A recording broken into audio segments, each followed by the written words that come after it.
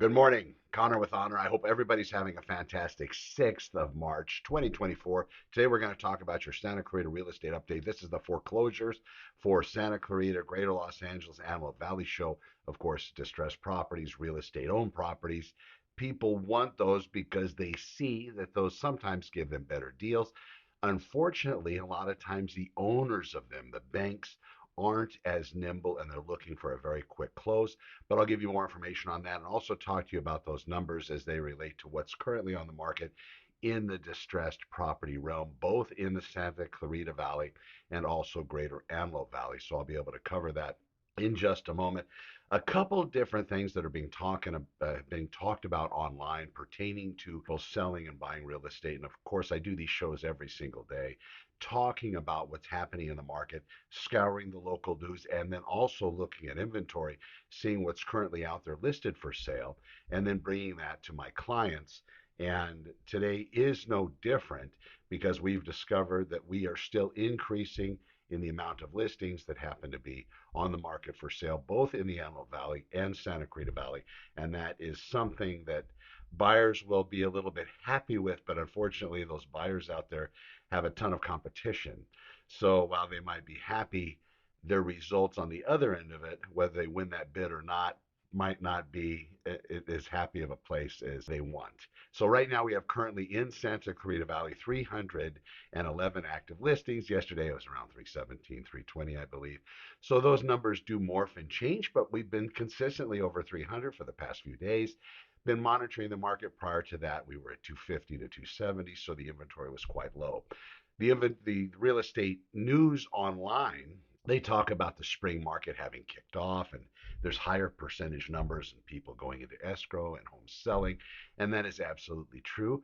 While the market hasn't changed much, we're still very much in a seller's market. With that extra inventory, what should happen is there could be a relief with the more units, the more houses, the more condos, the more townhomes we put on the market for sale.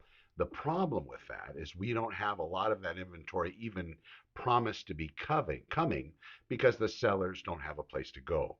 And also, the sellers haven't done a lot of their homework to try to figure out if there might be another option. And this is what's holding the sellers back currently.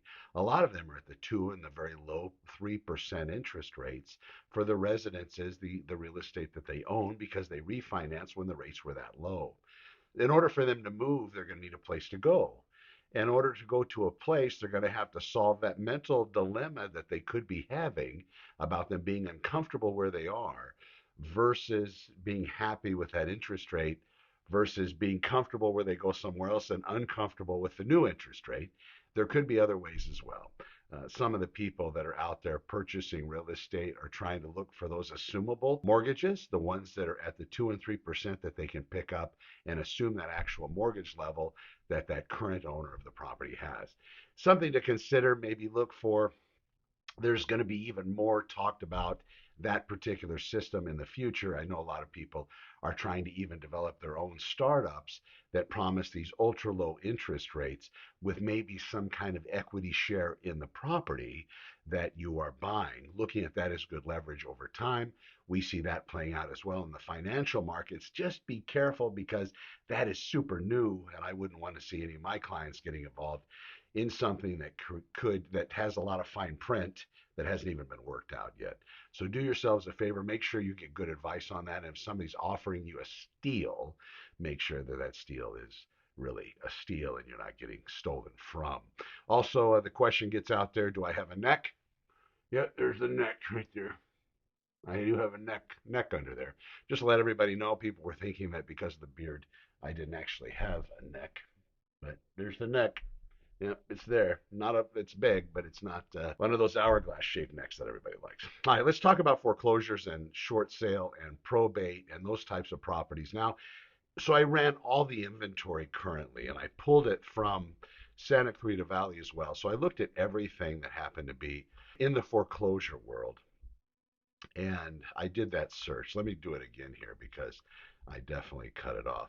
So we're going to look at this everything condominium, townhome, single family residences, and I'm going to look at notice of default file properties. These are properties that typically haven't had a payment made For some time back in the day, the last foreclosure cycle in 2007 to about 2011 or 12, as the majority of the foreclosures hit the market in that time, and our market bottomed out in Santa Clarita Valley at the end of 2011, the beginning of 2012, we saw a majority of the properties listed for sale were real estate owned bank owned foreclosures, real estate owned. We saw a lot of notice of default properties and short sale properties. HUD owned properties, the housing and urban development owning those distressed properties as well. We saw, so I'm going to click all those. Short sales, probate listings. People wonder if they can get a good deal on those.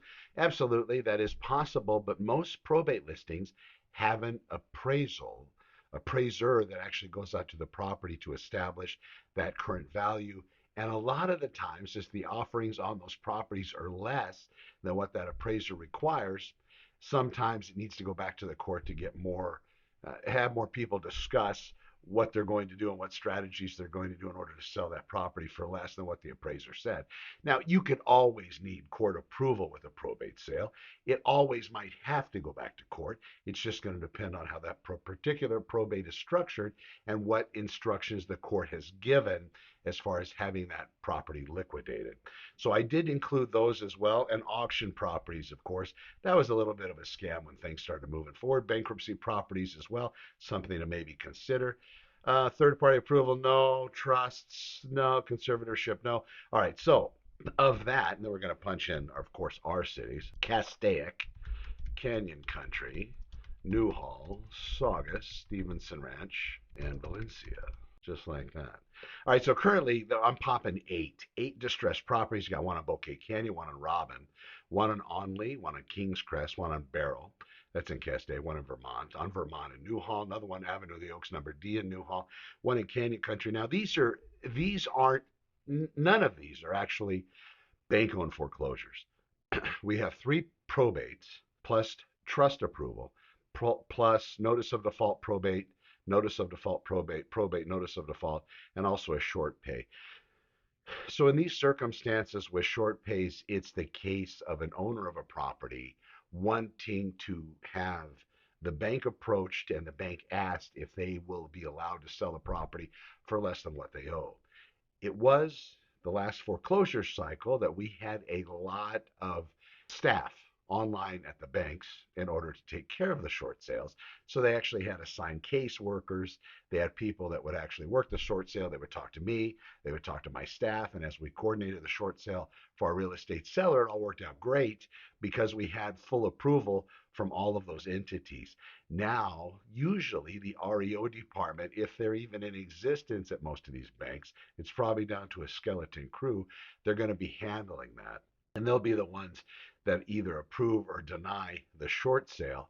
But for you as a real estate buyer approaching a short sale, you never know until it's finally finished if in fact you're going to get that approval and going to get that blessing. And in addition, the bank sets the price.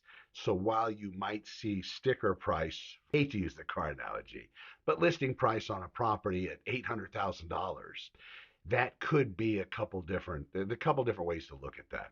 That could be the agent being smart, putting in another disclaimer stating that the price of this property is subject to the lender approval. So they'll put it any price they want. They could put it on the market for $1. While that's incredibly unrealistic and doing the seller and even the bank a huge disservice, that could be a strategy. So understand going in when you're looking at short sales or notice of default properties in the foreclosure world in order to try to get a leg up or an advantage, maybe that's your investment strategy. Make sure you understand that in fact the bank decides on what that actual sales price will be. You can write them an offer at what they're asking. Make it as clean as possible all day long. But at the end, the bank's going to come back and say whether or not that amount has been approved. Now, remember I talked about probate sales?